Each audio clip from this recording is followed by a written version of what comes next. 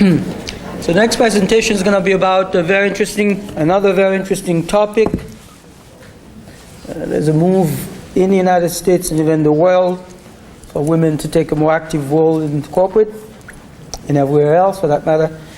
So Professor Giles has done some research with a group of her colleagues, Brandyy Fernandes and Emily Moran, which is a student, I believe, right?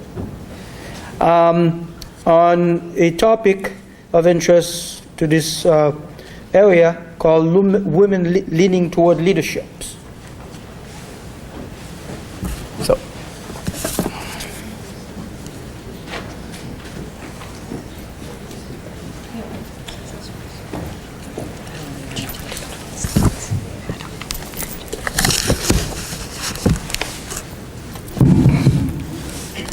hi, my name is Brandyy Fernandes, and this is Dr. Laurie Giles and Emily Moran, and we wanted to do a research project on women in leadership. The way that it started out was that when I met Professor Giles, she talked to me about doing a research project and told me to read the book Lean In by Sheryl Sandberg. And I just want to read a brief clip from that book. Sheryl Sandberg works for Facebook, one of the highest executives in Facebook, and she was hosting a lunch for a group of people. There were men and women involved, and as they went to take the food, the women took the food and went to the side chairs, and the men went to sit at the table. And when Sheryl saw that, she mentioned for the women to actually come to the lead table, and they declined and remained in their seats. And this is what Sheryl said. The 4 women had every right to be at this meeting, but because of their seating choice, they seemed like spectators rather than participants. I knew I had to say something, so after the meeting, I pulled them aside to talk. I pointed out that they should have sat at the table even without an invitation, but when publicly welcomed, they most certainly should have joined.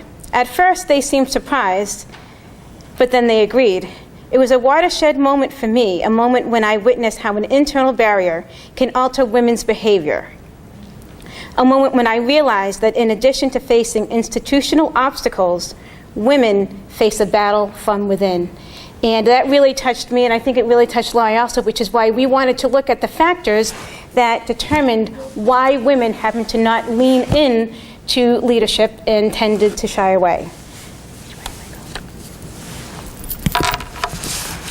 So before we began this process, we knew that we had to do some preliminary research. We had looked at the book Lean In, and we knew that there were factors in place that related to women's ambitions towards leadership, but we wanted to actually qualify and quantify what these factors were.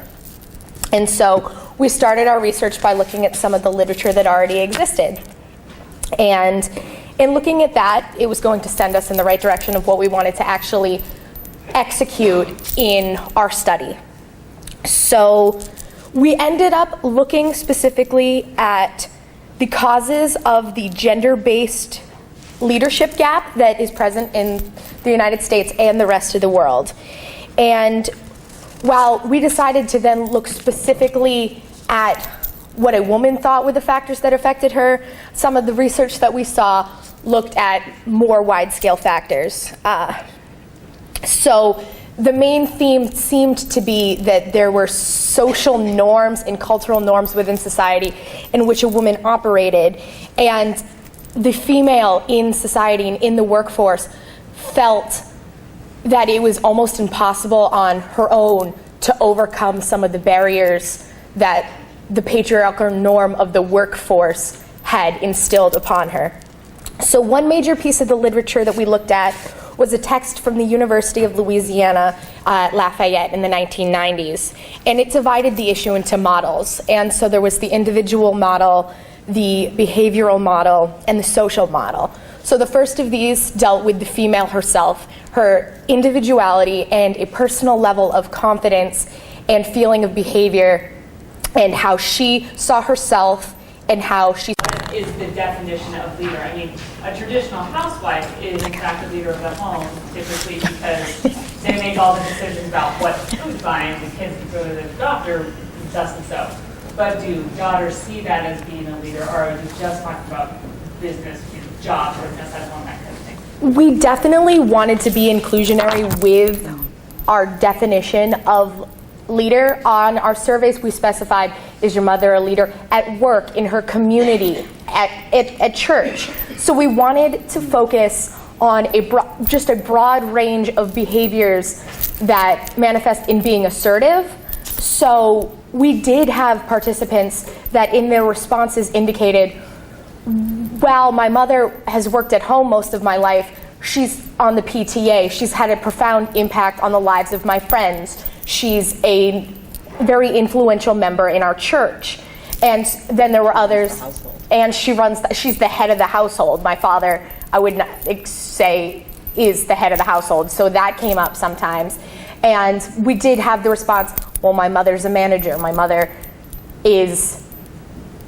a director. She does X, Y, and Z. So we did have a wide range of that. And we found I found in my personal interviews that even if the response from the participant was that the mother was more a leader in the home, their aspirations still continued beyond that.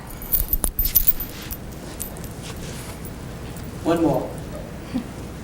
Yes. So when I was looking at the graphs and listening to what you were saying, I saw that since most of women's aspirations to become a leader depends on their family beliefs, how do you think that, because I know that there's a lot of books on women leadership, when you come to college and when you're away from your family, I noticed that I experienced a lot of support for women leadership. But if the real issue is that some women are not getting that at home, how can that be fixed to inspire more women to be leaders? I think it's going to come down to an education of potentially showing things in elementary schools so that parents have opportunities, particularly moms have opportunities to have that conversation. I think it comes down to a conversation. Many participants said that it had never even been discussed in their family, that they were neither encouraged or discouraged. So maybe more education on the fact that how the link is, and that maybe we could look to encourage more. So I think it's going to come down to education of the families. All right. Thank the speakers again.